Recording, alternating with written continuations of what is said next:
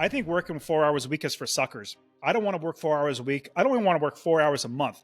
I only want to work as little as possible. In fact, I only work 30 minutes a month on all my 30 plus properties. I have apartment complexes and hotels and all these I maybe work 30 minutes a month because I've hired experts, built the business, and they are the ones that make sure everything gets done properly. My life is 1,000 times better. I make so much more money not working for somebody else. And everybody, if you're listening to this, I want you to realize your boss is getting 40 plus hours of your life. You're literally selling him him or her, every single week, 40 plus hours of your time for money, trading time for money. But when you buy real estate, when you build a business, I kid you not, I make more money, I save more money in taxes, I have more time to play with my kids and do whatever I want to help other people. How many units were you at? What was your cash flow? And then kind of like share with us, like we're there with you in that office. What's that look like when you give notice? Yeah.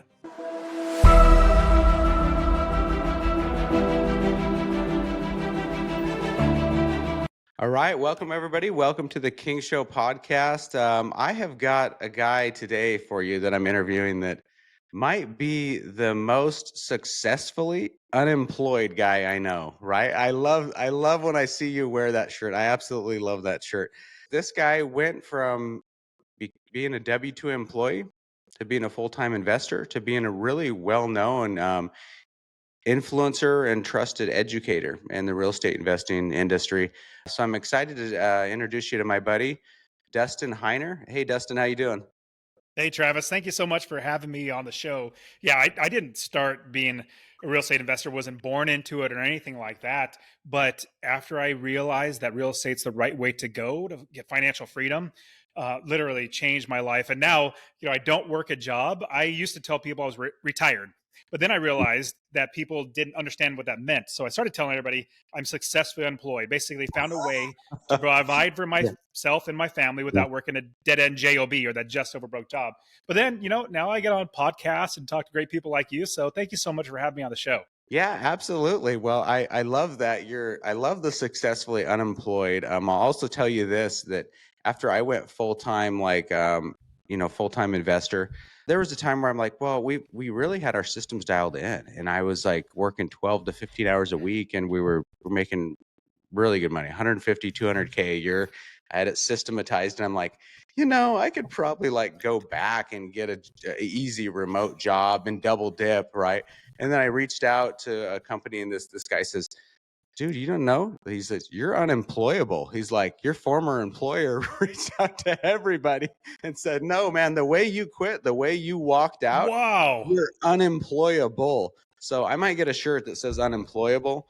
But I love that. I love that successfully unemployed. Why don't you share with everybody kind of how that came about, when that was, and kind of walk us through your journey? Yeah, totally. So, like I said, I wasn't born to be a real estate investor. In fact, we were pretty low to maybe middle class at best. But I, just like everybody, was taught to go to school, you get good grades, and then you take those good grades, you go to college or university, and you hopefully get a piece of paper called a degree. And then you go to companies and you try to get a quote unquote career. Then you work 40 plus years of your life and you hopefully retire and live on 40% of what you made that entire time working that just over broke job. Well, I'm doing that exact same thing, but at the same time, I was always entrepreneurial, that idea of starting businesses. So I had a newspaper route, throwing newspapers at 5 Yeah. a.m., banging them on garage Me too. doors. Me too. People, Yeah. Yep. exactly. And then I had a graphic website design company, a skateboard manufacturing business, even a pizzeria and a convenience store. I just started those from the ground up because I'm entrepreneurial, but I'm always working that dead end job is what I call it, the just over broke job. Yeah. Well, I get the most stable, secure job you could ever think of, Travis. I get a job doing technology at the local county government in California. So technology is not going away. Yeah. Government's not going away for sure. And California is not going away. So I'm the most stable, secure job. Well, in the meantime, I buy one rental property. And that rental property, that long-term buy and hold property, started making me money every single month in passive income. This is back in 2006. So I started investing before the crash. But you know what happens? Life started getting in the way because I knew I needed to be an investor, just go all in. But life got in the way. My wife and I started having children, Yeah. just work was just getting in the way. But this is what really shoved me or catapulted me into real estate investing. So my wife and I are having children. And when my wife had our fourth child, I went on paternity leave. You know, that's where the dad stays home with the mom, changes poopy diapers and all that good stuff, bonds with the baby. Well, That's a 2 weeks Tuesday later, for me, right? Nowadays. exactly. Yeah, when you have a day job, it's a paternity leave, right? And so I went back to work 2 weeks later. And then on a Friday at 3:30 in the afternoon, I get a call from my boss's secretary, like the top dog. And she says, Dustin, would you please come to the office? And I said, sure.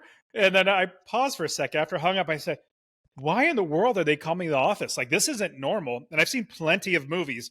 Getting a call at 3:30 on a Friday is not a good sign.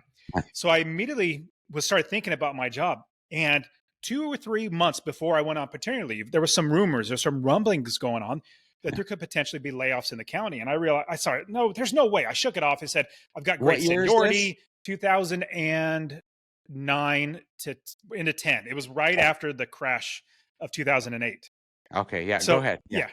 So I get this call and I immediately shake it off. Say, no, I've got great seniority. Then I get up and I walk down the hallway to my boss's office.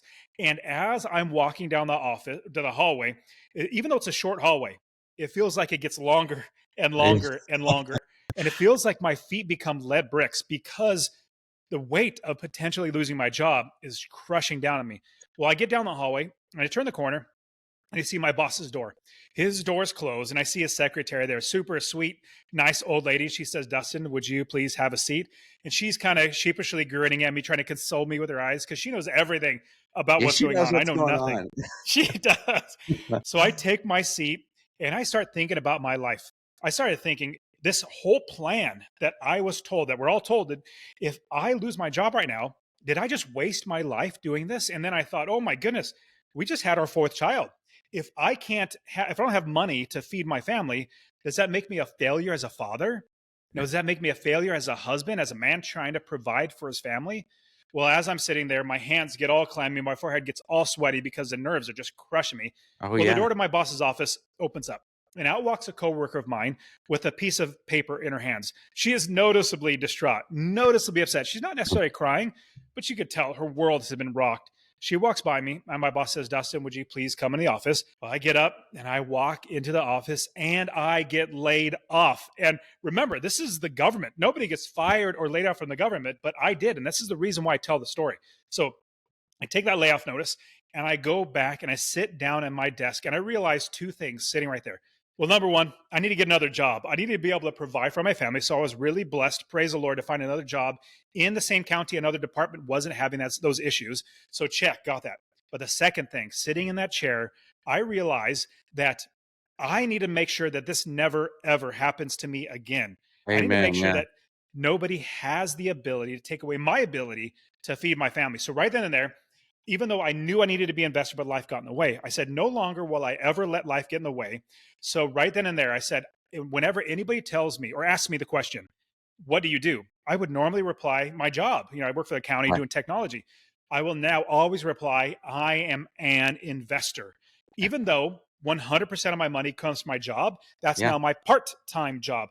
I'm a full-time investor. So I'll fast forward the 'Cause story. it's more of a Started buying declaration you're making, right? Like it's honestly, 100%. I know exactly. I remember the shift myself where like you would always like, hey, what do you do? What do you drive? What do you right? And you're like, you go, hey, here's the title, here's the logo company. But then you make that shift where even when I was employed, same thing for me, where when I made that commitment, like that shift that like this is what I'm going to be. I might currently be here, but this is what I'm going to be. That's what I started leading with too, just like you, like I started saying. I'm a real estate investor. Well, yes, my paycheck didn't say that, right? My W-2 and my insurance didn't say that, but it was like, it's almost like a declaration or deciding moment where you start like publicly telling people like, I am a real estate investor. It does So two things. that's Number cool to one, hear that from you because I haven't heard that from anybody else. And I felt the yeah. So exact same way. there's two reasons why that works out so well. Number one, it tells you, it puts it in your mind that this is who you are. Because when you project out to the world that your job is what you identify, or like what your self-worth is in your job. Well, I don't think that now. I know my value comes from my God and from myself, from my family. So that's number one. I put the value out to the world on what I want it to be, not what somebody else is telling me what it is. The second thing, it gets everybody else to know that I'm an investor. So I kid you not, I get so many deals. I get Yeah. people that want to invest with me. I get people that want to loan me money or buy their properties, all that sort of stuff, because Yeah. now they know me as an investor. So let me round out the story by sharing. I started buying property after property, each one making me 250, 500, or even $1,000 a month in passive income, because these are buy and hold properties. And I will literally give these properties to my kids in generational wealth, and they make me money every single month. Now, Eventually, I had 30 plus. what value range, like, because usually my experience, I might be wrong making this assumption, but my experience is you invest in two different type of assets when you're kind of SFR, single family investing. You either invest in like lower value cash flowing assets that mean monthly you get a good cash flow per door, or you invest in assets that maybe don't cash flow at all or break even, but they're highly appreciating. Well, Right. So, are I'll you say it this investing in way: cash flowing SFRs at this time then? 100% cash flowing. And the reason why I did not go bankrupt in 2000 and what 10, 8, 9 to 10, when Yeah. so many countless others went bankrupt, because I started investing back in 2006. And the reason why I made more money was because I did not invest for appreciation. You I weren't bought for speculating on appreciation. You correct. were a cash flow investor. I knew without a shadow of a doubt that I could make money in passive income every single month from those properties, because I'll explain this too in a little bit. I'll share with you how to do it, or how I do it, to make sure it's automatic, as well as I know that I'm making money. Because when I had 30 plus properties, I was making a minimum of $250 a month in passive income. Some were making $500, $600, $700 a month. And I was blessed to be able to quit my job, because if you look at, if solely focusing on appreciation, well, my family, I realized, could not eat appreciation. Right. We needed the cash flow monthly. So after 30 plus properties, I had so much money coming in. So I went to my new boss, good boss and all. I said, "Hey boss, I'm laying you off. Like, here's your Wait a layoff minute. How notice." many properties did you have when you said this? It was probably about 22, 22, Okay. 23. All right. I Well, let's bought back it more up since because you then. jumped from 1 to 22, 23, and that's a grind, man. That's a grind like that. That 0 to 1 is probably like the biggest leap for me anyway, and most students that I have like you, right? 0 to 1 is the biggest leap, but then 1 to 2, 2 to 3, 3 to 10 comes a lot quicker. So explain to everybody, just so we can fill in the gaps. We're not on a time constraint here. Like, what value properties were you targeting? What market were you in? And then, like, how quickly did you build this portfolio? Yeah, so it was in Ohio. So I lived in California at the time. I now have moved to Tennessee, but started investing in Ohio back in 2006, and really economically depressed areas. So I was buying lower priced homes, let's say back, this is 2006 to 2010, really, low price home, 20, $30,000 homes. They're now worth 80, 90, $100,000, which is Yeah. great. But I was making cash flow on all these properties because I was focusing on all my expenses and then making sure I could rent it for more than that. And so to get from 1 to 5, then 5 to 10, and keep scaling is the word that I like to use. First, we have to build a business, and that business runs itself. And in running itself, you make the money automatically. In fact, I don't even do any work. I have other people do all the work for me. But at the same time, to get the money to be able to buy the next property, I literally just recycled my money over and over again, from Right. cashing out and refinancing to all the money I make in passive income from each property, to save that to buy the next property. I'll give you one quick example. My daughter, she's 16. She just bought her first rental property. And now, obviously, she has me as her dad, who I've coached thousands of people how to invest in real Yeah. estate. So I'm coaching her how to do it. And I Yeah. also have a little bit of money. So I let her borrow my money, all that sort of stuff. But she's learning the entire process. And I said, "Hey, daddy's going to help you do this." Now, Well, I'm here's guessing you one. pay her as an employee, and she probably had some of her own money too. If 100%. I know you as a Absolutely. businessman. Yeah. Absolutely. And so I said, this is the catch, that if I'm going to help you do this and you're going to do this, every penny that you make in passive income, you cannot spend it. You have to save it to buy the next property. And if you do it right, like daddy's telling you, you're 16 now. By the time you're 26, at minimum, you're going to have 15, 20 properties, Yeah. because you scale by refinancing, you scale by saving your money, you scale by taking every bit of your money to buy the next property. But here's the big thing: the easiest part is buying a property. I kid you not. In fact, when I first got started, I went to one of those quote unquote gurus and, went to their seminar. It was horrible. It was all hype and sales pitch. And they said, run to the back and go give us lots of money, 80 grand. And I didn't have the Yeah. money, so I couldn't do it. Call in to But increase your credit line first, because to swipe your card, it's going to cost you way more than you got access to right they now. always do that. Yes. Yeah. Hey, you got to get your credit ups. It's a sham, in my opinion.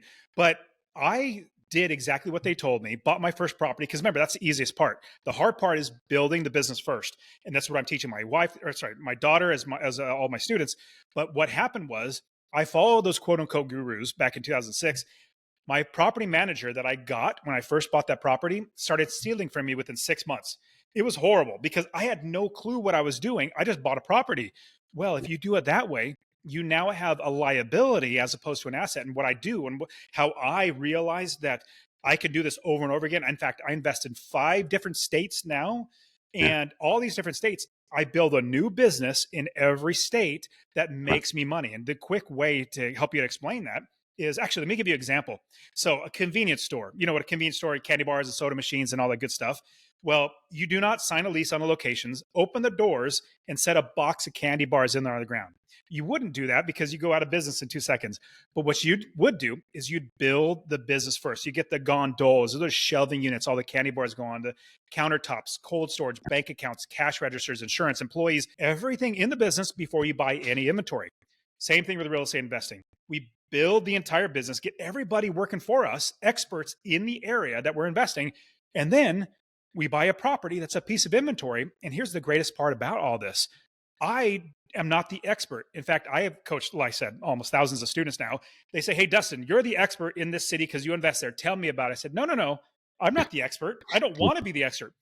Well, I hire the experts and they make sure I do not buy the wrong properties. They make sure that it's ran properly. Quickly, last thing I want to share, because I know you got plenty of questions. I get people that say, hey, Dustin, I followed what those quote unquote gurus did, where I bought a property, fixed it up, spent thousands of dollars buying it, thousands of dollars fixing it up, and then got a tenant and then tried to get a property manager. And I tried to call property managers and ask them to manage the property. And all of them said they will not manage it because they'll get shot there. Well, you no longer have an asset, you have a liability. So instead of calling up property managers, remember the experts, instead of calling them said, hey, I just bought this house, will you manage it? You call up the business people that you've already built in your business, your property. Hey, property manager, we're already working together. I'm looking to buy this property, number 1 Happy Street. Will you manage it? How much will it rent for? What's the vacancy factor? What's the clientele like? And if they say they won't manage it, you don't waste the time and money to buy the property. If they say they will, they'll tell you how much you can rent for. You make sure expenses are lower. And that passive income is what I feed my family. Does it all make sense? Yeah, absolutely. And I think that I know you and I are both like avid book readers and lifelong learners, right? So I know some of I'm going to call them virtual mentors, because I assume you haven't had private coaching from Robert Kiyosaki. Maybe you have, but No, like I know you and I read some of the same books and share a lot of the views that some of those are formed from like our development and our education, right? And I know Robert Kiyosaki, Rich Dad Poor Dad, talks a lot about like, if it's not cash flow. I know he talks about houses in general being like your primary being a liability, not an asset, but like he also talks about if it's not cash flowing, it's not an asset, right? So like, how can you scale that? How many of those deals can you do if it's not cash flowing? So like rule 1, like you're saying, I can't feed my family if it doesn't cash flow. So it's gotta cash flow. So for you, that's rule number 1. You're not a speculator. Well, you're not investing on appreciation. It has to have positive cash flow per unit, right? That's kind of the takeaway. And I'll explain it this way. Like, yeah, you're 100% right. I'll explain it this way. I make money if the market goes up, if the market goes down, or if the market goes sideways, because I invest for cash flow. Any business, remember, I said from the very beginning, we build a business first and then we buy the inventory. Any business that does not make cash flow goes out of business. Let me give you a quick example. This will easily hit home for anybody. Let's say you want to sell candy bars and make money. If you could buy a candy bar for 50 cents and sell it for $1, and you knew all day, every day you could do that, well, you would be making 50 cents every transaction. You try to get as many candy bars and sell them as fast as possible. But what you would not do, you would not buy it for $2 and sell it for $1. You'd lose $1 every time because you don't go into business to lose money. But here's a great thing about real estate investing. Let's say you did not even have that 50 cents and it took you 25 cents or cost you 25 cents to borrow 50 cents while you're out Yeah. of pocket 75 cents, but you could sell it all day, every day for a dollar. Yeah. You'd make 25 cents every candy bar you sell. You're like, how can I borrow more money? Same Yeah. thing with real estate investing. We build an entire business, get the experts, the property managers, contractors, plumbers, roofers, handymen, like insurance agents, mortgage brokers, all those things before we buy the inventory. They make sure that we're not buying a bad property. They make sure we're going to make money and cash flow. And then we buy the property, put it in the business, and they make sure everything gets done well. In fact, one quick last thing I'll say, a lot of people have heard, and I just like you, I'm definitely a big reader. So there's a book called The 4-Hour Work Week. You know, the premise of it is Tim build your Ferriss. life Yeah. so you, yeah, build your life so you only have to work 4 hours a week. I completely honest with you, Travis. I think working 4 hours a week is for suckers. I don't want to work 4 hours a week. I don't even want to work 4 hours a month. I only want to work as little as possible. In fact, I only work 30 minutes a month on all my 30 plus properties. I have apartment complexes and hotels and all these properties. I maybe work 30 minutes a month because I've hired experts, built the business, and they are the ones that make sure everything gets done properly. Well, that's incredible. That's amazing takeaway and a share that like your goal is to essentially what you're telling people is like, hey, leverage others, not just leverage others, but leverage others' expertise, right? And Mm-hmm. leverage their time, their inputs, right? So that you can kind of be the dashboard CEO type of overseeing and oversight of these properties, right? So how do you bring everybody back to like that day where you walk in, you're making traction, you're buying one rental after another, they're each cash flowing, you feel the momentum, you know what's going on. There's like I know this personal shift, this like there's a confidence, man, there's a swag, whatever you call it, that comes with like the cash flow and building like a pipe, a solid conduit of income outside of the W-2 that changes how you behave and act within the W-2, right? So walk us through and share with people kind of this, that one moment, you know, years ago, you're being laid off, you're being let go. And I've been there. That's part of my journey too, man. Same thing. Like they did layoffs on the first Friday of every month. And you would spend the whole month worried about getting, and I'm in California with you at the same time, and you would spend the whole month worried about getting laid off. And then you'd make it through that round. And it would be like this, like, this relief. But then you'd only realize like a day or two later, like now you spend the next 29 days worrying about getting laid off the next month. So I know right where you've been. I've done both things. You know, I've been laid off and then I've been able to give that notice. So kind of share with people though, like how that moment looked when you walked in and you fired them. You fired your boss. You gave notice. What I call it bossing up and living free, right? So when you walked into boss's office and gave notice, how many units were you at? What was your cash flow? And then kind of like share with us, like we're there with you in that office. What's that look like when you give notice? Yeah. So I went into my boss's office and I want to say I had like 22 or 23 properties, and my wife does not want me to give actual raw numbers, but I'll give you the example Yeah. of what I would say. So I had 23 properties, each one making me a minimum of $250. So follow track with me here. So if I had one property making $250 a month in passive income, that's $3,000 a year. 10 properties is $2,500 a month. $30,000 a year. 20 properties is $5,000 a month. $60,000 a year. I had some making me $500, $600, $700, $800 a month in passive income. So just imagine from that. And so what I knew, the reason why I knew that I could financially be stable, like you said, you get a little more confidence about you because you're not dependent on somebody else. You're not dependent on some. And I want everybody to realize this.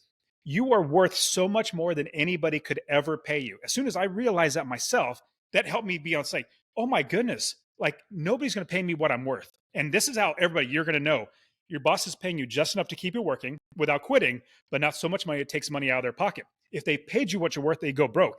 Instead, once I made that mindset shift in my mind that I am worth more than anybody could ever pay me, then I realized I need to take life in my own hands. And it's actually because being laid off at the most stable, secure job you could ever think of, it's more risky working for somebody else than going into your own business, It's an into buying your own illusion. real It's estate. an illusion for sure. That 100%. security is an illusion. But once like that, the wind has been taken out of the sails, or once you've been let go once, you're like, there's this, it's like the Matrix, right? Like once you're aware of it, you can't turn back. Once you know this, like if it's never happened to you, you kind of live in this delusional world thinking that like everything's secure. But once it's happened to you and the rug's been pulled out from under, you're quite aware. In fact, you live in a state of paranoia, right? That it might happen again. Absolutely. So you switch. Is it you switch departments or you switch Yeah, company? there was a no. So it was in the county, and there's many departments in the Yeah. county. I just basically had to call up all my contacts or people that I've worked with. Said, "Hey, I'm a free agent. Basically, Yeah. I'm not going to be working there anymore. Would you need me?" And so that helped me though, because some people are more brave than I am. I don't just up and quit. I didn't up and quit until I knew financially. With 4 kids and my wife, she Yeah. wouldn't let me quit unless I had Yeah. I've financial had that stability. same conversation where you got one conversation in your mind, and then it turns out to be another when you share it, right? Well, wait a minute, you might be Wait a making this. minute. What about the loaded salary, the health insurance, the this, the that? Yeah. And so for me, going to my boss, I literally had, like I said, 22, 23 properties. We had plenty of passive income coming in. I kid you not. I would walk to and from my job a mile and a half every day, to and from, because I worked in downtown. I was too frugal to pay for parking. So I would walk, and I've done this walk 1,000 times. I felt like I was walking on clouds, walking away the last time after I just laid off my boss because Yeah. I knew I would never need a job again, as opposed to that time walking down the hallway where my feet felt like lead bricks. The hallway got longer Right. and longer Yeah. because that time I felt like my world was ending. But the biggest thing that I took away with was that every potential setback, you think it's a setback, it's actually an opportunity for you to grow. I was so stable in my job. I was so happy, just like, hey, I just keep working, I keep making money. I could just go back to having fun. But now, I kid you not, my life is 1,000 times better. I make so much more money not working for somebody else. And everybody, if you're listening to this, I want you to realize your boss is getting 40 plus hours of your life. You're literally selling him him or her, every single week, 40 plus hours of your time for money, trading time for money. But when you buy real estate, when you build a business, I kid you not, I make more money. I save more money in taxes. I have more time to play with my kids and do whatever I want to help other people. Now, my mission in life is now, because I don't need money anymore. I literally made my goal to help 1 million people to invest in real estate. That's why I have my own podcast. That's why I have my coaching and my conferences and everything, is because I found the more people that I serve become real estate investors, the better my life gets and the better their lives get. Yeah, and that's something that people don't understand if you haven't done it. I think that's something I would say a week doesn't go by where we don't get some snarky or nasty comment of like, hey, the only guy getting rich is the guy selling courses or something, and you're like, hey, like, dude, you buying my course is not going to change my life. It Not might at change all. yours, but it's not going to change my life. So guess what? You buy the course, you actually take action, follow the proven strategies I teach you like you do, and then you get a deal. Maybe you come to me and we JV together and we both make some real money. So you know what I mean? So when people understand what's going on here, you know what I mean? Like I go, it's not the Well, hawking I'll education, it's add, helping others. When you help somebody, unless you've helped people, it's hard to articulate that feeling of helping somebody. Like my guess is you and I could probably both, if we lost our houses, we didn't have anywhere to stay, we probably got 3-4+ years of free couch surfing in places we could stay due to the people we've served and helped, right? And I think people absolutely. don't understand that. So when you're operating from a position of like struggle and hand to mouth with your job, you kind of default to the negative, and people view that. But when you start to really like grow into what you're here for and what you're capable of and grow into your potential, you start to help others. That's where you become blessed. And you start to go, okay, I'm not just going to do this to like build. I don't want to be a billionaire, right? Like to just continue to scale and serve myself. I'm going to actually make an impact. I'm going to make an impact, right? So as you make that impact, that's a better feeling than even like an inbound wire. For me, it's like, it's cool. I mean, absolutely. Who doesn't love an inbound wire money?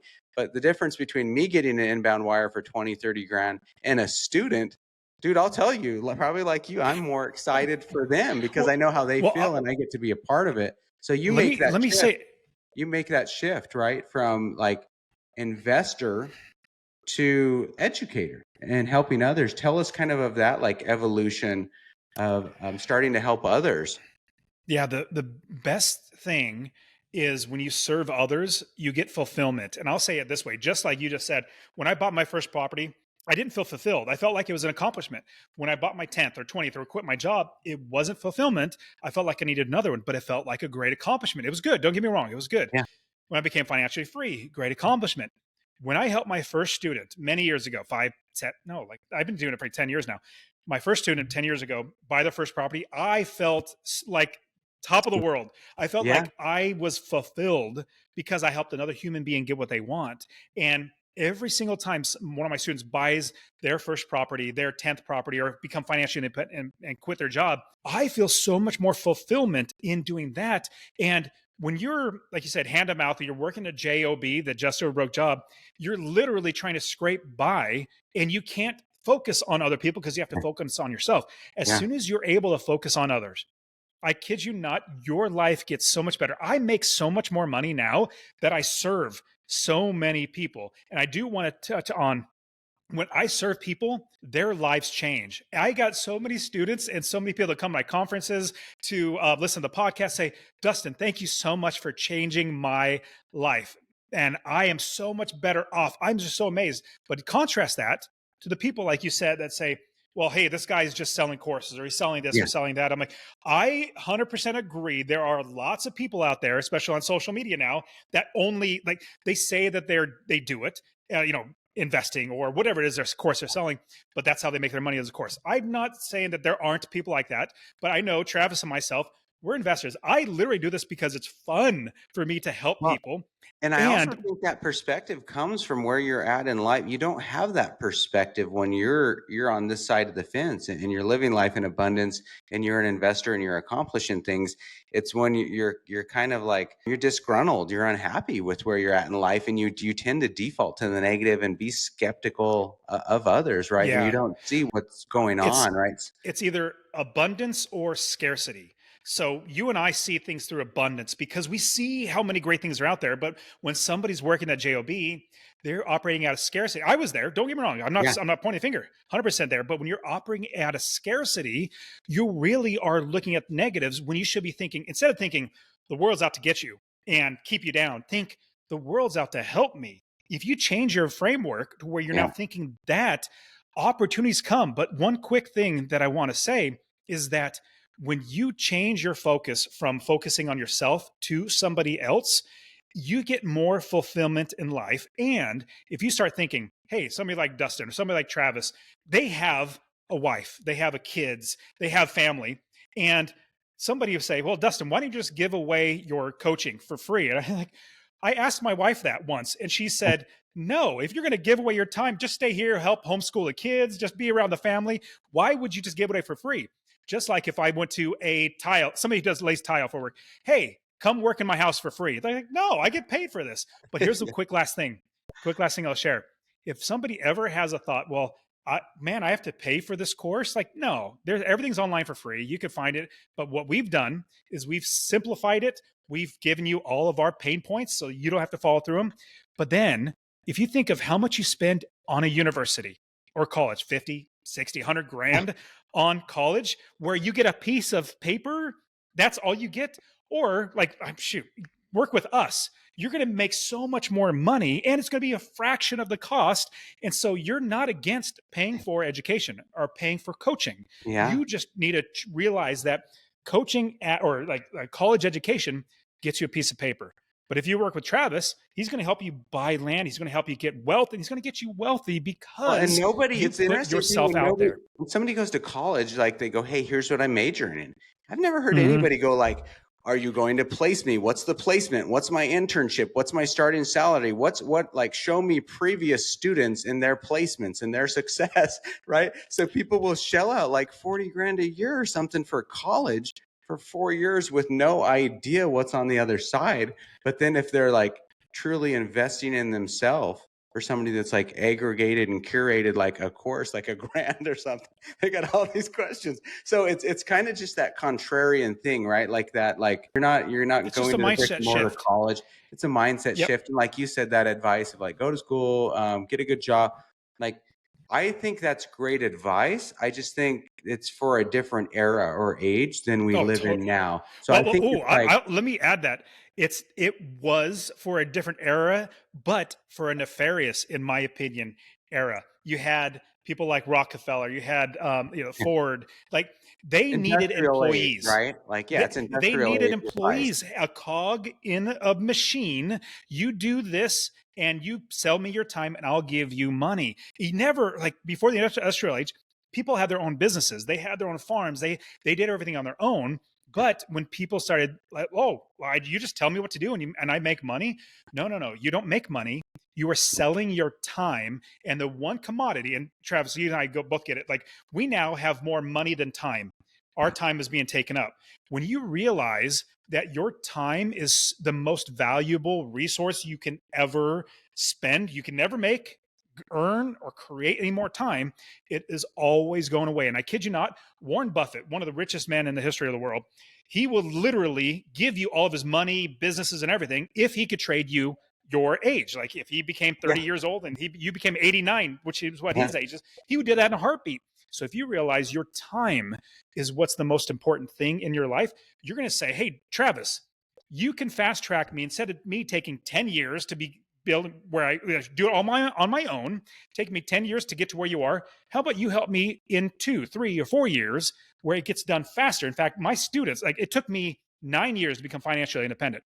My students takes them 3 to 4 years to become financially independent. And I have those students now become coaches here at Master Passive Because Income. you have And what so they have what you didn't have. They have your blueprint, and they have exactly. like you were doing it, but you're probably in like the right lane or the middle lane, but like they're now Well, in the I'm fast figuring it lane. out. They're in the No, no, HOV, the fast lane, following well, your there's program or my program, that's right? a fantastic analogy. Like I'm hitting all the roadblocks. I'm getting stuck in traffic. Like I'm making all the mistakes.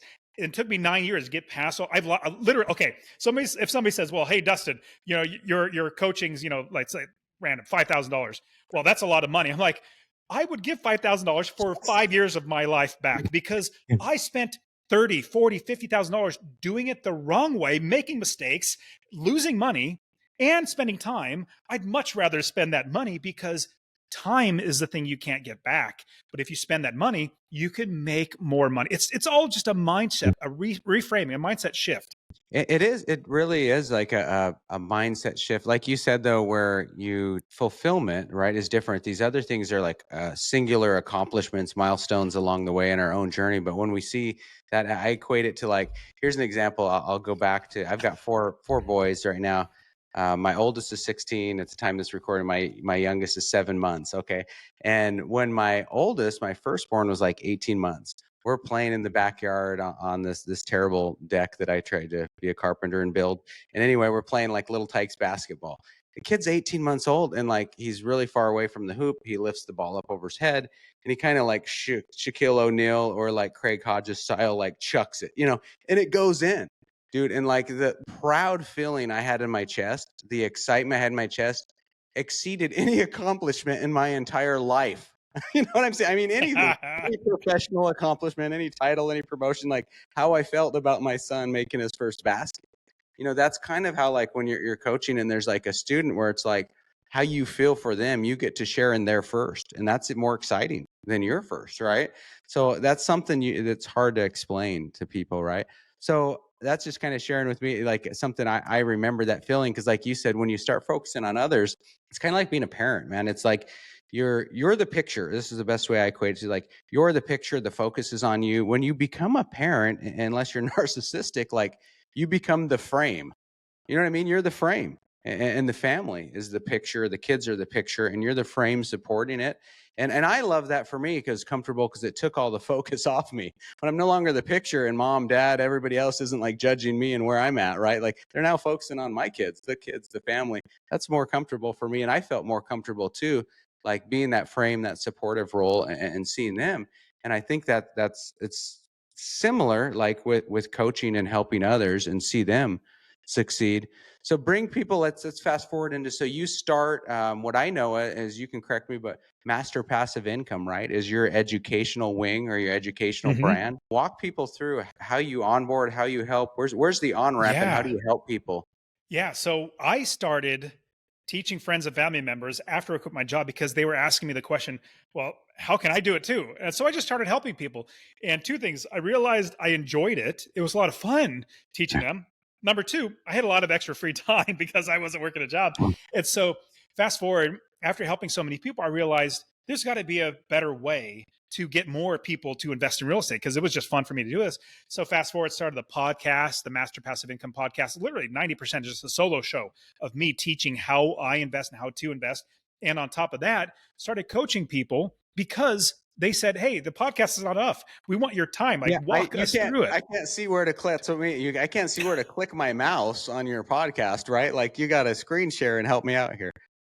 Absolutely. And now I think we have over thousands of students now that have become successful, that have been investing, that now, because of the podcast, the YouTube channel, everything for Master Passive Income, we have the courses, coaching, and we now have live events because I have basically what I wanted to do was I wanted to create a community of bunch of friends getting together because I got suckered into one of those, hey, run to the back and go give us lots of money.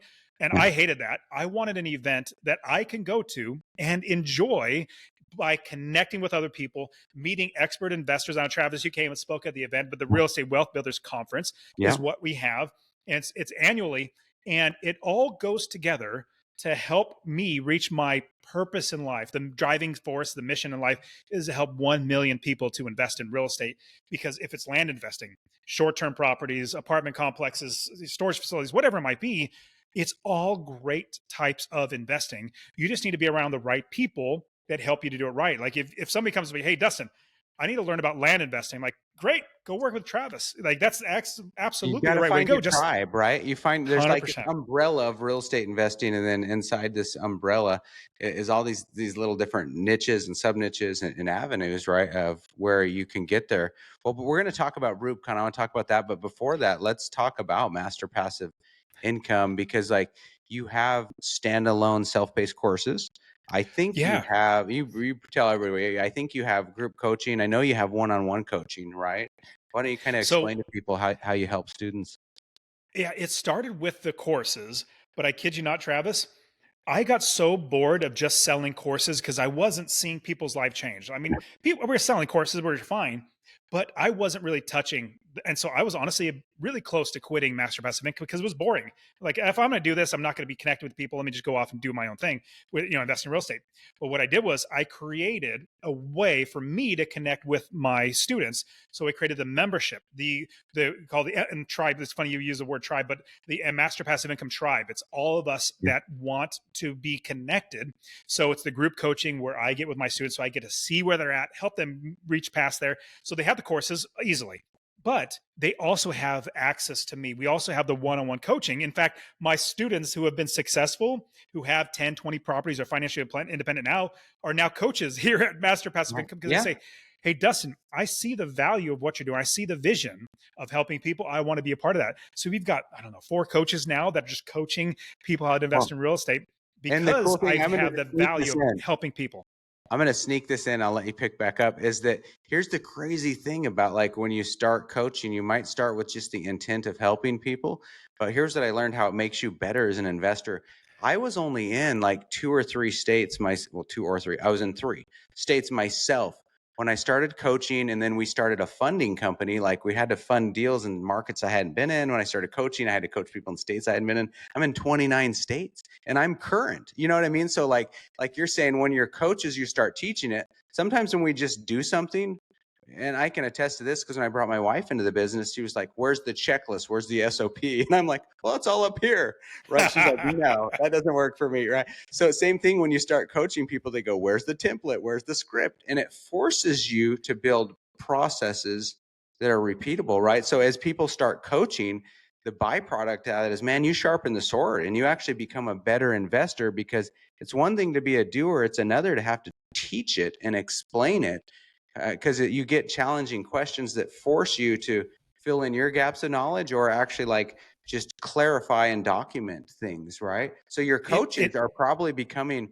better investors and in more markets via coaching, right? You're 100% right. And in order to coach somebody, like you just said, you had to make it a step by step process. You know, if you just say, oh, just randomly do this or randomly do that, and you just kind of throw a bunch of stuff out there, people aren't really going to be successful. But if you make it a system, if you make it a step by step process, they are able to build in the thinking, what you've taken, let's say 10 years to figure out. Yeah. You make it step by step. And that's the thing. Another thing, people are going to say, oh man, hey, Dustin, Travis, I can find all this stuff on YouTube or podcast. Just like, yes, you can find every single word that I've said on, or somebody else has said, you can find it other places. But what you can't get is the systematized process where I literally cut out all the extra things that are fluff or noise or that you're not going to need. Travis is going to make sure that every single step is completely well thought out so that in the end,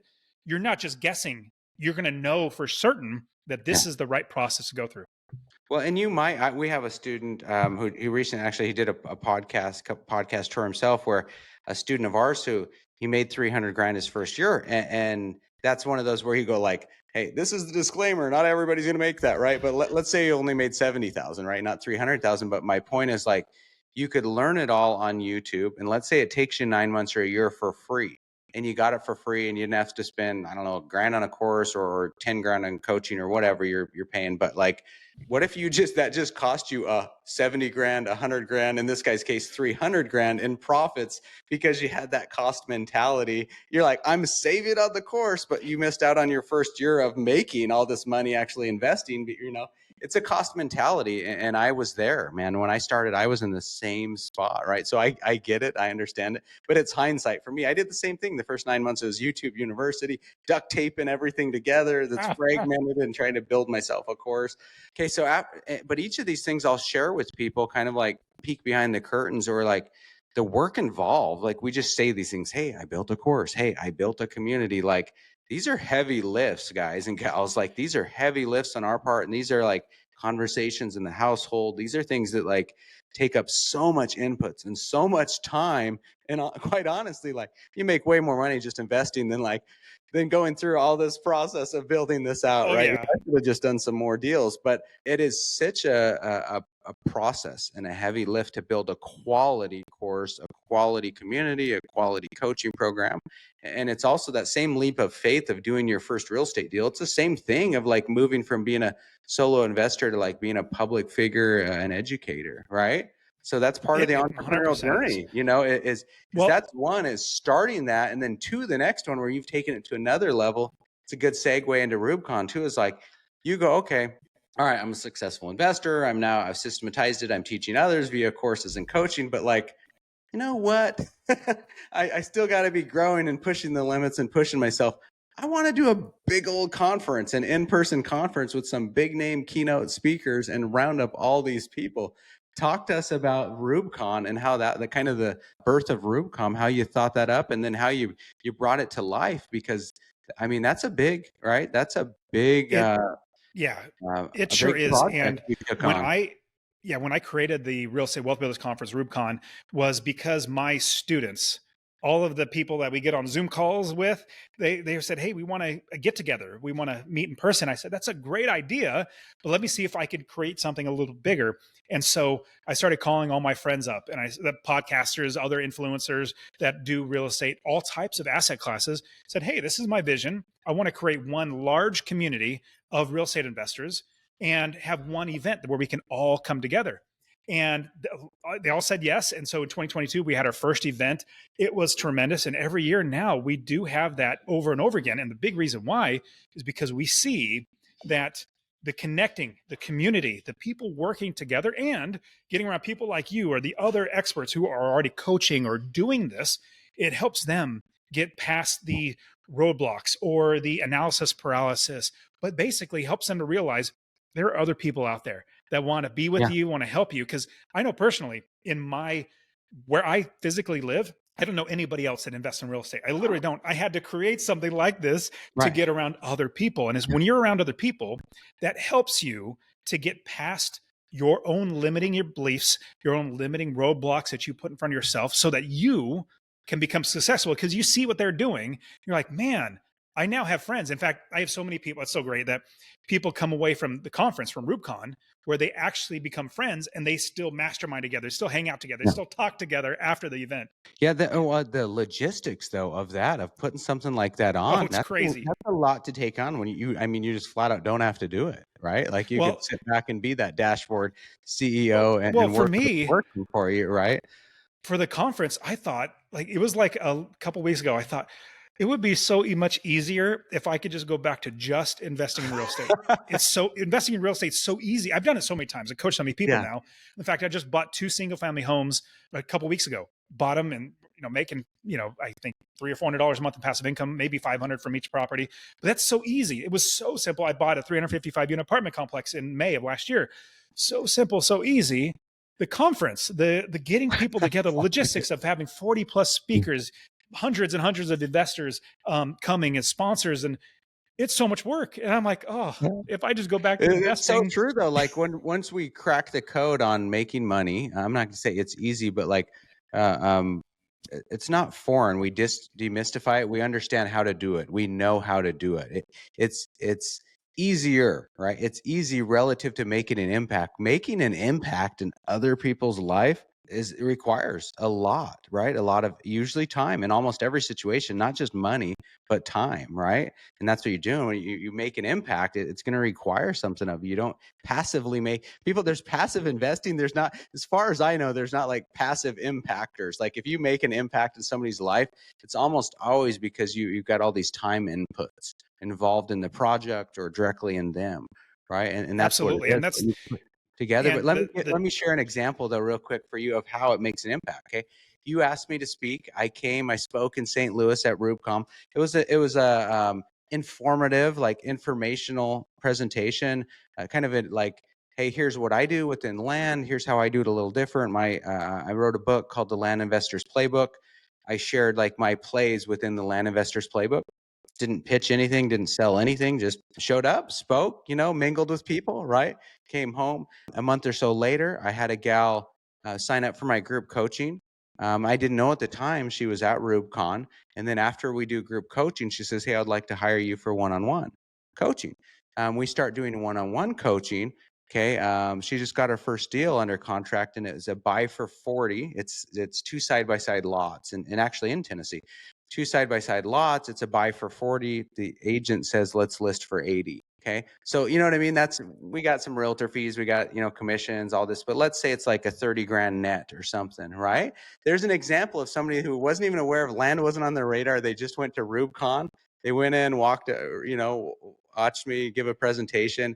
They found a niche that resonated with them. They took action, started getting educated. Then they said, I want to work one-on-one. And now they're doing a deal. Right. You know what I mean? That's pretty incredible. And that just speaks to like the impact. It's hard. It's the whole, you throw the stone in the lake, you see the ripples, right? It's hard to quantify the impact you're making. You know what I mean? Because you don't know, oh all yeah. the stories don't come back. Some do, but not everything. So I just want to share that with you. Because again, prior to today, you were unaware of that. And that's Nope. just one person, right? That's Be a so Rubicon. encouraging. Yeah, and honestly, that's so encouraging because it helps me because my goal is to help people connect with other people, other investors, learn how and actually become successful real estate investors. That's one more, I guess, point in my brain is saying keep doing it. Because remember, my goal is to help 1 million people to invest in real estate, and when it gets hard, that's when you got to I lean back like to that. your I'm going to say I purpose. like that goal because it's kind of a peeve of mine when people say this. Like whenever I read this or hear somebody goes, "If I could just help one person," I every time I hear that I go, "Wait, what? One person? If you could help one person, like that's terrible. That's a really low target, a really low goal. Like, It if I could sure help is. one. That's just, and it's not truthful, right? Like, come on, like nobody wants to help one person." So I like that you go, okay, here's a goal and here's a 10x goal, right? Like, Well, well, with that too, it actually helps me to get out of bed because I kid you not, I created a goal to make $1 million in all my businesses, and it was the worst goal ever because I was so bored of it. I'm not driven by money, and so it really was a deterrent. But then I changed. I realized It's not the money that I want. It's the impact. It's the helping the Yeah. people. So I made it to 1 million people. And what the great thing about having a purpose, not just a goal, you can kind of miss on the goal. And if when times get hard, then you're like, oh man, I'm not going to make the goal. And you kind of can give up. But when you make it a purpose, when you make it something that's, I'm a mission in life is to do this. When it gets hard, that's when you got to dig down deep even harder, Yeah. and you push even more. And that's when the bigger successes and the bigger wins come, is because you're living into that purpose. And then out of that, I think necessity is the mother of invention. You invent ways, you figure out the ways, you get better, and then make everything better for your purpose and then reach your goals. Yeah, absolutely. And talk to me a little bit about, because we both share faith, right?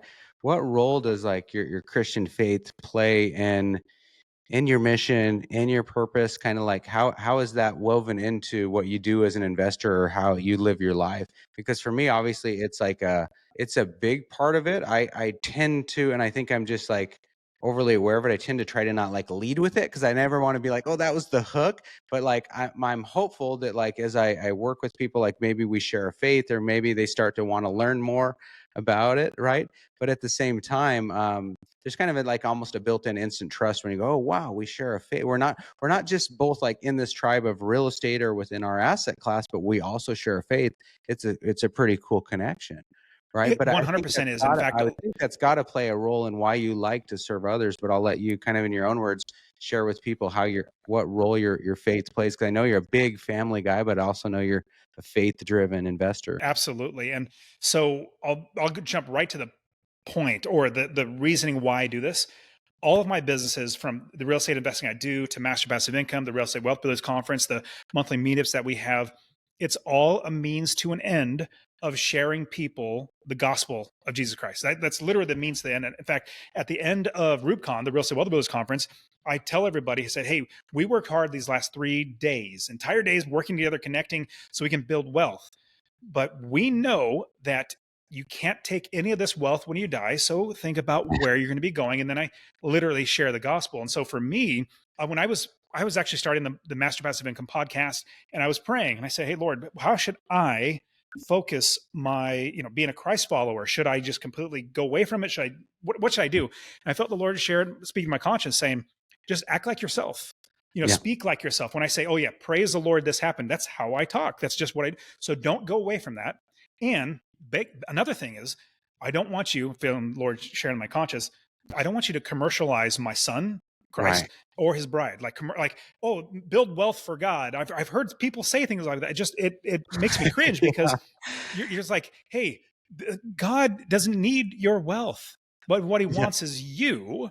And so everything that I do is a means to the end to share the gospel. But the great thing about it is, when you realize, anybody, and people that aren't Christian work with me because they know that, and because how I talk, I want to serve people, I want to help people, and they have a good understanding, or at least somewhat understanding, that when you talk about the Bible, people who follow the Bible should have a good moral compass, shouldn't take advantage, you shouldn't steal from you, they should do what they say, treat others as you want to be treated. All that's like everything that comes with the Bible and what Christ did, whether or not you believe in Christ or not, what he told you to do was serve other people. And so people who aren't even believers say, man, I just really appreciate that because I know what I get with you. I know that you're not taking advantage of me. And then after they work with me and come to the events, they're like, man, you are the real deal. And the last quick thing, because I want you to share how you do it too, because I'm curious how you do it. I have people that have come to the conference at the first time came, and when I shared the gospel, when I told people, hey, this is what I believe, you can believe different, but this, I want to at least share this with you. One person specifically, and it happened to a couple, specifically was mad or irate, say, hey, this is a business event. We shouldn't be talking about religion. But what was happening inside of him, he was remembering past hurts, past things that happened to him. And then now, 4 years later, he's now a part of the conference. He now helps with the volunteers, leading the volunteers. He said, Dustin, I've seen you these last 4 years now, and you live exactly what you preach. Yeah. And even though he's not a believer, he said, I just want to be around everything you do. So for me, it permeates as best I can. I try to make it permeate everything that I do. Right. And it's also one quick last thing. it's way for me to make sure that I don't screw up as best I can. Like, I can't screw up because that would defame the Lord. I can't have that. And I need to make sure everybody else is taken care of and serving them. Well, and I think here's an example of how like some people operate. I'll share with you. My wife and I, we hired, as we're learning things, we go, okay, like we know what we're doing with investing, right? Like I got this. You know what I mean? Like I got this. I wrote the SOP on this. I wrote the book on this. I got this. But when we get to marketing, we get to these social media, I don't got this. And so again, I don't go to YouTube and watch videos for several months. I go cut a check and I hire, like I identify, hey, who are the top 3 experts in this field? And then I hire them. Right. And then I find of the 3, like, which one do I resonate with the most and which one do I feel had the least fluff, right, and makes sense. And when we were kind of like building our brand and launching our brand, we probably way overpaid because I wanted to fast track it and go with big names. But I'll share with you, we met with one marketing consultant and I'm kind of just sharing who I am. And I told him like we're Christian. He goes, oh man, that's great. He's like, we can market that. He's like, you know, the most views and likes and subscribers we get is when we post like these Bible pictures. And my wife and I kind of like give each other this little look and it's like, yikes, okay, right? This will not be who we're going with long term because like you said, I don't want you to like commercialize this, right? Like I was trying to share like, hey, authentically, this is part of me. This is what I do. But like, it's not an attempt to, we can market this, you know, and at the same time, when we met with other marketers, they kind of gave that example of, they talked about Michael Jordan, right? And I'm a sports guy, you know, I talked to Michael Jordan, how he has that famous quote of like, Republicans buy sneakers too, right? So like, he would never like get into the fact that he's a Democrat because he's like, that's half my customers, right? Like, you know, so he's like, Republicans buy sneakers too. I'm not going to go political. But for us, it was kind of like, hey, we're building a brand, but we want to attract the right people. So I'm okay if being authentic means I don't have half the audience, or I don't end up with the audience that you think I could have if I'm generic or diluted, right? So I'll share with people like that. Like it is, as far as like selling things, right? Yeah, heck yeah, it's easy to be broad and fake and phony and be a persona. But at the same time, I get a lot of value and validation in like when I meet people in person, they go, man, you're just like you were on the podcast or on the video. And I'm like, well, why wouldn't I be? Right. Like, so that's the goal. I think when we're trying to quit a job and we're trying to create our own income, our own future as entrepreneur, who wouldn't want to be who wouldn't want to be authentic? So to me, that would be like, we put on that employee mask when we go to work because we got to fit in, we got to comply with HR. We can't talk about politics or religion, right? Like that's the mask you put on when you're an employee. But like when you become an entrepreneur, who wants to create a persona mask and be fake, right? So it's too much work. It's too much work. So I'm with you. I love that you stayed authentic because at times for me, I feel like that's almost like been a career limiting decision, right? We might not blow up to the influencer or guru of others, but at the same time, like we're not compromising, you know, anything. Well, a big thing for me is I didn't care if I actually don't care if I blow up. In fact, I almost don't want to. I don't do any marketing, any ads. I don't do any of that stuff. It's literally just because I have organic is what the online business term, organic traffic. But everything I've done is through organic. And the reason why is because I make my money through real estate. This is just for fun. So I don't need to create a big sales funnel with lots of people, like ads and all that sort of stuff, because it's like anybody I can help that finds me, praise the Lord, I can help them. But one thing too, that helps me to stay the same person on the podcast, at my events, if they run into me randomly in the street somewhere, is I always remember the saying, never meet your heroes. Yeah. You know, like never meet your heroes because you'll be let down because what you think of them is probably different than, or can be, and then you'll be really let down. I never want that to happen to anybody they meet. Now, sometimes it probably will, but I treat every single person, somebody who's a big name investor to somebody who's never invested before. I'm so interested in them, so interested in how they are investing, want to know more about them. In fact, I don't like talking about myself. I really don't. Only reason why I come on the podcast to share is because hopefully it encourages somebody else to do it. But I love talking about other people. Somebody will listen to this and somebody will find you and start your program and actually take action, right? And change their life. It will happen. And it might be like, might not be the first week, the first month this drops, but it might be 5 years. Like, you know what I mean? It might be an Totally. episode that when this is out there, 2 years, 5 years, like that's just the reality. That's the beauty of podcasts of this, right? Yes. Is somebody might find this years from now. So the ripple effect of doing things like this, you spending your time today, absolutely. That's how I found real estate investing. I was commuting to work, listening to like Bigger Pockets. Again, that big umbrella, no target to focus on, but that was like the area to be to kind of find your niche, right? And that's how I found land. And land flipping was on a commute to work, listening to podcasts. So absolutely, man, like absolutely, it's that like that desire, right? Something outside of your job and listening, and sometimes we don't know what avenue we're going to take yet, but just having that desire and that curiosity to find it without question. Things like this, people will find this and find you or find me, and hopefully take some action and change their life. So Absolutely. I love how you can't say job without saying just over broke, because I say, like, when I say paycheck, I always say they pay you to keep you in check. That's what it is, like, without question, like you're paid to Every stay time. in check. And it's so true. Well, hey, as we kind of get near the end to wrap things up, like, what did we miss, or is anything you want to highlight or focus on or talk about that we didn't have an opportunity to Well, cover? yeah, yeah. The biggest thing for me is I try to make sure anybody that I hears me talk about real estate investing is, and the reason why I created the brand Master Passive Income, because when I bought one property that makes me money every single month, I literally don't do anything. I felt like, man, I've mastered passive income because I literally don't do anything. And then how can I help other people? I want them to also master passive income. And the way that you do it, and we'll boil everything down, you build a business, you find the experts to do it for you, and you make sure you're making money and cash flow every single month, passive income.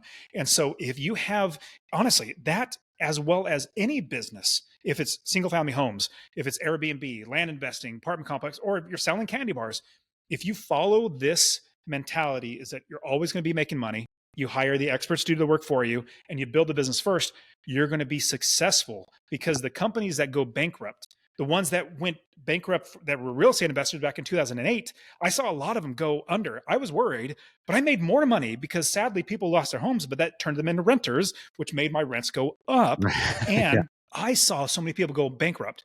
I made more money.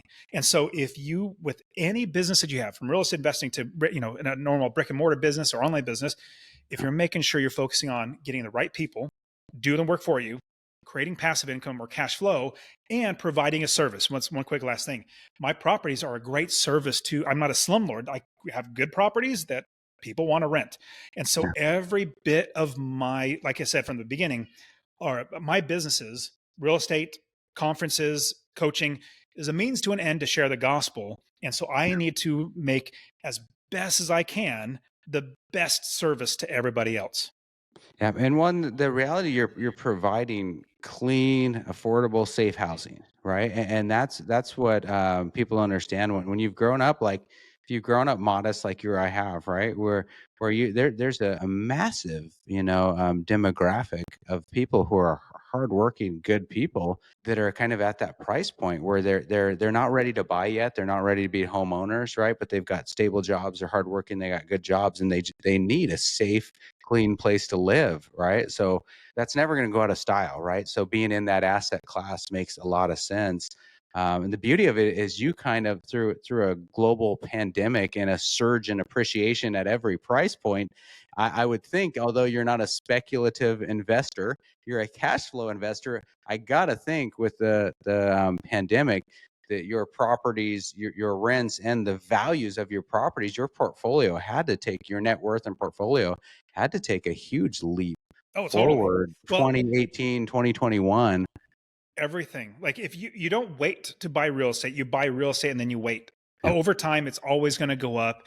And so in the end, yes, my values of all my wealth, to how much money we make every single month, to the values of what we own, and then recycling that same thing to having equity in a property, taking it out, buying in more properties. That's how we scale. That's how we get bigger and bigger and go from 1 to 10 to 15 to 30 plus. But that's the biggest thing that I love to do, is making sure that I'm winning no matter what happens in the market. It Right. goes up, down, or sideways, because I make money every month. It's a bonus. That appreciation's a bonus. Well, Oh, totally. awesome. Hey, Dustin, appreciate your time, and everybody. We're going to have all the links to Dustin's websites and conferences and everything on the show notes page. So definitely check out the episode show notes page, and check out Dustin at masterpassiveincome.com. All right, Dustin. Hey, man, appreciate you and all the value and sharing all the insights. And you're your own. Congratulations and on your journey and growth and success, not just as a educator, but just as an investor yourself, man. Thanks, Travis. Hey, would you mind, one quick last thing, would you mind if I gave everybody a free course to help them get started? I would not mind that at all. Go ahead. Awesome. Yeah. Like I said, this is just That's another incredible. way to Yeah, help thank you. 1 million people. So if you're probably listening on your phone, it's easy enough. Use a text. Text the word rental, RENTAL, rental to 33777. Rental to 33777. I'll literally give you my entire course on how to invest in real estate. It's going to help you find anywhere in the country to invest, build a business so you're making money and passive income, hopefully become financially independent. You can even go to masterpassiveincome.com/free course. All one word, masterpassiveincome.com/free course. But you could also find me on the Master Passive Income podcast. Oh, and also, I love getting DMs. Highlight yeah, you can't go without mentioning that you got your own podcast. Yeah. Yeah. So the Master Passive Income podcast, I started in 2016, and literally just me, solo show, teaching people how to invest in real estate. So you could find me there. YouTube, it's same, Master Passive Income. But you could even, I love DMs. So the Dustin Heiner on Instagram, THE Dustin Heiner. And I'm not that arrogant. That's the only handle I could come up with. But, reach out to me on there. I put a lot of great stuff. But one quick last one, the Real Estate Wealth Builders Conference. You need to be at that because you're going to be connecting with other great investors, other people who are just in the same boat as you. But if you go to rubicon.com, REWBCON.com, use the promo code podcast. I'll give you 10% off of the pass for you to come hang out with us. But it's an annual conference we're doing every single year. Excellent, Dustin. Hey, man, thanks. That's a bonus. I didn't even know that ahead of time. That's awesome. Thanks for giving out the free course and the discount on Rubicon. We'll have those. If you're driving and can't plug that in right now, we'll have all that on the show notes page. All right. Thanks, everybody. Thanks, Dustin. Thanks, Travis. Thanks for tuning into The King Show. If you enjoyed today's episode, I'd really appreciate it if you would subscribe, rate, and review this podcast. Also, don't forget to head over to travisking.com for show notes, resources, bonus content, and more ways to connect with me and the guests that you hear on the show. Remember, greatness is already within you. It's time for you to boss up and claim it. Stop building someone else's empire and start building your own.